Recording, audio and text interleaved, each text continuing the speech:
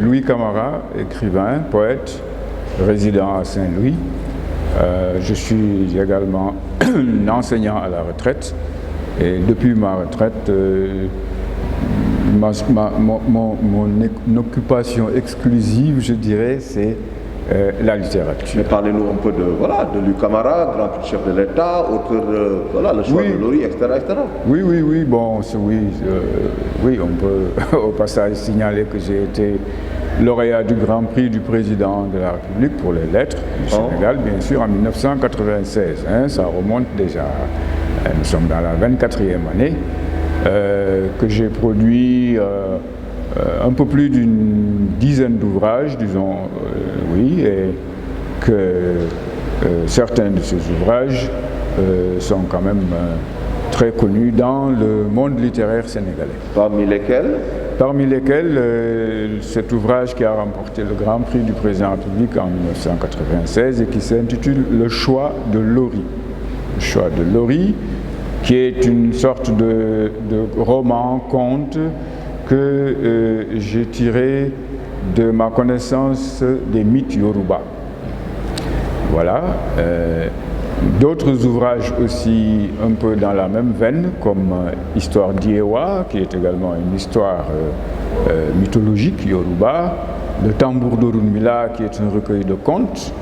Mais j'ai également écrit des œuvres sur mon milieu d'origine, sur ma ville natale de Saint-Louis, par exemple, le recueil de nouvelles qui s'intitule « Il pleut sur Saint-Louis », tout récemment un recueil de contes qui s'intitule « La fille de Mam Kumbabang », ça c'est très saint-louisien, mais aussi un roman qui est redevenu inédit puisque la maison d'édition qu'il avait édité a fermé boutique, comme on dit, mais ça me permet d'ailleurs de le réécrire, qui s'intitule « Au-dessus des dunes ».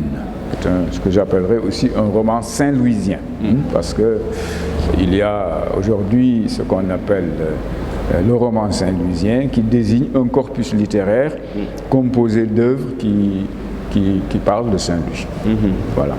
Et malgré le poids de l'âge, et aussi peut-être une vision défaillante, malgré tout. Oui, malgré tout. Vous essayez de rester au-dessus de la mêlée. Voilà, j'essaie de... Il y a un an, vous aviez produit un opuscule, c'est ça? Oui, c'est ça. Coronavirus, le triptyque, en 3 phases. Cette année, à la limite, un an jour pour jour, peut-être, vous sortez Je récidive. Vous récidivez. La démocratie est une force tranquille. Oui. Alors revenez sur en fait le pont qu'il y a entre justement les deux œuvres. Le pont, c'est d'abord, disons, le lien entre les deux opuscules. Soit dit en passant, opuscule est un mot un peu vieilli, c'est un peu du vieux français. Ça désigne une sorte de fascicule. C'est un mot qui était assez employé au XVIIIe siècle, mais je l'ai trouvé joli et voilà, je l'ai utilisé pour ces petits recueils-là que j'ai fait. Le premier, il fait juste, vous voyez, le triptyque fait juste un feuillet, 4 pages, et le deuxième fait 8 pages, donc le double. Donc c'est vraiment des tout petits manuscrits, mais auxquels j'ai essayé de donner le maximum de contenu. Et pour être plus direct, j'ai utilisé le langage le plus adéquat, qui est la poésie, n'est-ce pas? Ce n'est ni un essai, ni un roman, c'est de la poésie. Et quelques poèmes suffisent à créer un recueil. Par exemple, pour Coronavirus, le triptyque, on a pu lire, il y a un an, Ennemi de l'humanité. Oui. En deuxième sous-titre, c'est ça, Le tueur silencieux. Et puis, in fine, Rester debout. Rester debout. Voilà, c'était un peu pour expliquer les différentes phases justement de Coronavirus, le triptyque. Voilà. Alors, qu'est-ce qu'on peut dire de la démocratie est une force tranquille? Alors, la démocratie est une force tranquille. Pour revenir un peu à votre remarque initiale, le pont qu'il y a entre les deux, c'est que c'est un petit recueil de poèmes qui s'inspire de l'actualité, tout comme le premier. Les poèmes du triptyque m'avaient été inspirés par l'actualité d'alors, qui est d'ailleurs toujours actuelle, et celle de la pandémie de la Covid-19, qui à l'époque avait vraiment jeté l'effroi dans le monde entier. Et évidemment, nous au Sénégal n'avions pas échappé à la règle. Et ça m'avait inspiré un recueil, ce petit recueil de poèmes, mais aussi même une nouvelle, que j'ai publiée dans un journal, n'est-ce pas? Et aujourd'hui, l'actualité nous rattrape encore, me rattrape moi en tant que poète aussi. C'est cette actualité que j'ai ressentie comme tout le monde.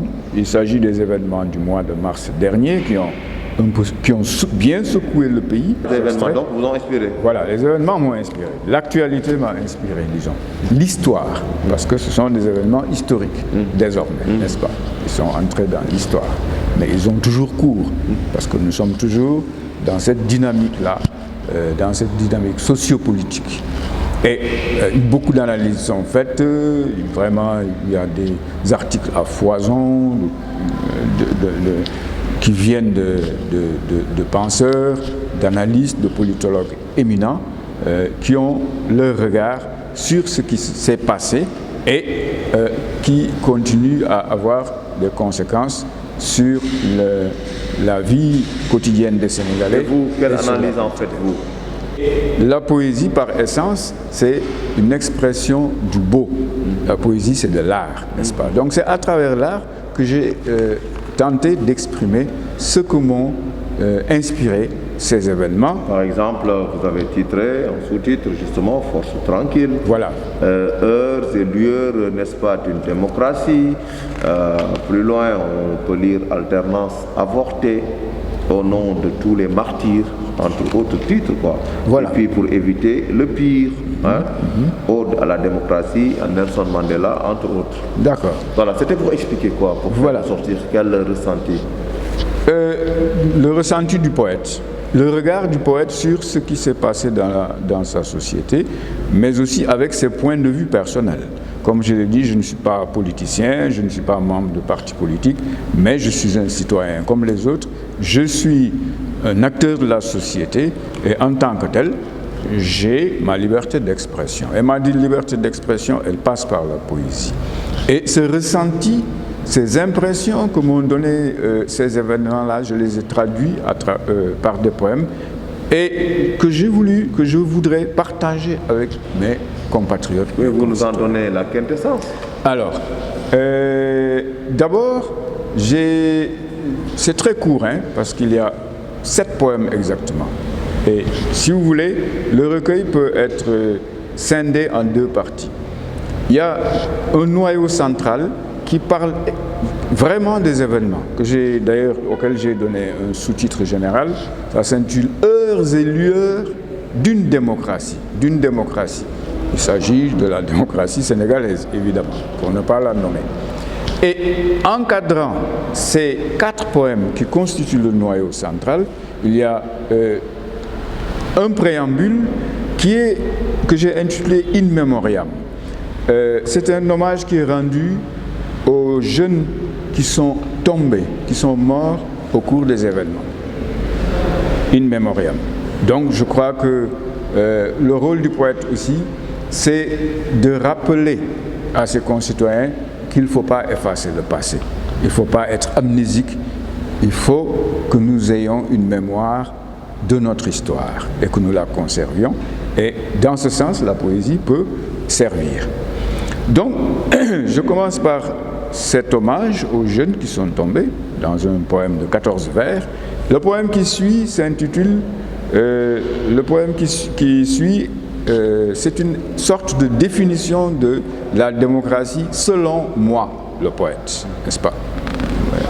Je crois, d'ailleurs, j'ai tiré le titre de ce recueil de poèmes, comment il s'intitule encore, le 2e poème, Force tranquille. J'ai tiré justement le titre de ce 2e poème-là. Donc dans ce 2e poème, je donne une définition très succincte et poétique de ce que j'entends par démocratie, n'est-ce pas? On va retrouver cela à la fin du recueil, comme je vous l'ai dit, Donc, ce sont les deux volets qui ferment le recueil. Le dernier poème, c'est un poème un peu dithyrambique. C'est une que j'ai intitulée « Ode à la démocratie ». C'est un hommage que je rends à la démocratie et à celui qui, pour moi, l'incarne au niveau mondial. Je veux parler de Nelson Mandela, évidemment.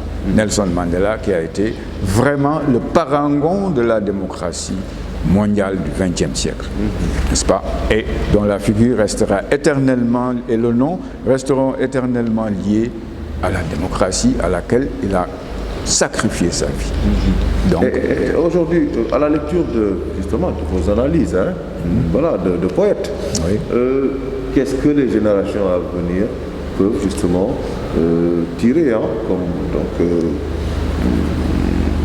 comme leçon, pour justement appréhender l'avenir avec sérénité. Bon, je ne vais pas me faire maître d'école et leur dire, voilà, il faut penser vous avez comme été enseignant aussi. Donc. Oui, je veux dire que... Mais là, je suis poète simplement, écrivain, j'ai produit un recueil. C'est à chacun de se l'approprier selon sa sensibilité, sa conception des choses, sa vision aussi du monde, ou même tout court, sa vision politique. Il y a certainement des gens qui seront peut-être, je le souhaite, enthousiastes à la lecture de ce poème, qui en feront même peut-être une sorte de vademecum. Il y en a d'autres peut-être à qui ça plaira moins, peut-être qui verront autre chose, etc. Vous savez, on ne peut pas faire l'unanimité. En tout cas, moi, mon objectif, personnellement, c'est que ce petit document-là puisse rester comme un témoignage d'un moment précis de l'histoire de notre pays, qu'il puisse rester comme un témoignage et qu'il puisse continuer à vivre, à survivre, et que les générations futures puissent un jour dire, tiens, en telle année, un poète a produit ce recueil et il parlait de telle et telle chose qui se sont passées dans notre pays. Comme par exemple le fameux poème « Liberté » de Paul Éluard. Vous savez, pendant la Deuxième Guerre mondiale, Paul Éluard, le grand poète français, a écrit un poème qui s'appelle « Liberté ». Et ce poème-là a été multiplié à des centaines de milliers d'exemplaires et il était distribué à tous les combattants du maquis, n'est-ce pas, pendant l'occupation allemande, n'est-ce pas? Pour dire que la poésie aussi, elle joue un rôle galvanisateur. Elle invite à la libération des consciences. Elle invite à une meilleure maîtrise de notre histoire. Et si vous voulez, dans ce sens, elle a une sorte de mission, comme le disait, comme aimait bien à le proclamer l'immense Victor Hugo, qui, vous le savez, a été vraiment l'exemple même de la poésie engagée. Parce qu'à son époque, Victor Hugo a, par la plume, dénoncé les abus de pouvoir commis par Napoléon Bonaparte, qu'il appelait d'ailleurs Napoléon le Petit. Et ça lui a valu même un exil à l'île de Guernesey. Mais Hugo n'a jamais renoncé à sa liberté d'expression, et cette expression, il l'a traduite à travers une poésie magnifique, sublime. Aujourd'hui, on a toujours du plaisir à lire les vers de Victor Hugo, on a toujours du plaisir à lire Les Châtiments de Victor Hugo. On a toujours du plaisir à lire le regard porté par Victor Hugo sur sa société. Parce que Victor Hugo aussi a été un défenseur des opprimés à travers sa poésie. Voilà, donc la poésie peut servir à ça aussi. La poésie ne sert pas qu'à chanter la beauté des fleurs ou la beauté des femmes ou de la nature, n'est-ce pas? Les poètes ont le droit de chanter la beauté, parce que c'est ça aussi, l'essence de la poésie, c'est la beauté. C'est une espèce d'appel à la beauté, n'est-ce pas? Et donc, la quintessence de la poésie, c'est évidemment la beauté. Mais là, la beauté est mise au service d'idées. Voilà. La différence entre ce qu'on peut appeler la poésie sociale, engagée, et la poésie qui est simplement esthétique. Alors j'ai envie de vous demander la suite l'année prochaine, Inch'Allah, s'il plaît à Dieu. Est-ce que vous allez nous réserver, qu'est-ce que nous réservez comme recueil de poèmes? Parce que coronavirus, le triptyque, est encore là. Parce qu'il y a la résistance de la deuxième vague. Tout à fait. On espère que ça va s'estomper, n'est-ce pas? C'est pourquoi le recueil reste actuel, à mon avis. C'est d'actualité. Toujours. La démocratie est une force tranquille avec les événements douloureux que le Sénégal a traversé, n'est-ce pas, traversé récemment.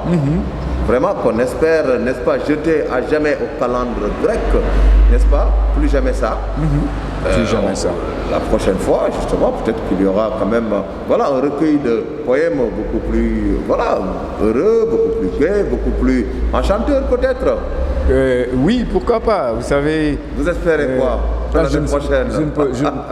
On ne peut préjuger de rien. Je ne sais pas. Hein, peut-être que si Dieu nous prête longue vie aussi. Oui, bien sûr, si Dieu nous prête vie et santé, nous le souhaitons, hein, nous le souhaitons mutuellement. Bien sûr. Si nous sommes toujours là, peut-être que le Sénégal aura réalisé un certain nombre d'objectifs qu'il s'est fixés, par exemple des emplois pour tous les jeunes, hein, par exemple des hôpitaux super bien équipés, hein, par exemple la cessation de l'immigration clandestine et la fixation des jeunes, une bonne gestion des ressources, une bonne gestion des ressources, hein, une indépendance de la justice, une présence marquante et efficiente des députés de l'Assemblée nationale, n'est-ce pas? Une citoyenneté beaucoup plus marquante, hein? Une prise de conscience beaucoup plus élevée de la part des citoyens sénégalais, hein? Une élévation du niveau de conscience, mais aussi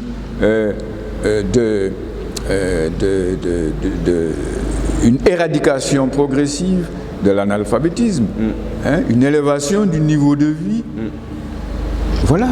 Dans le meilleur des mondes possibles. Voilà, avec disons, la paix. Avec la paix sociale, et peut-être qu'à ce moment-là, on pourra évidemment écrire des poèmes qui seront, comme vous les appelez, des poèmes heureux, des poèmes du bonheur. Du bonheur. Pourquoi pas? Merci. Merci.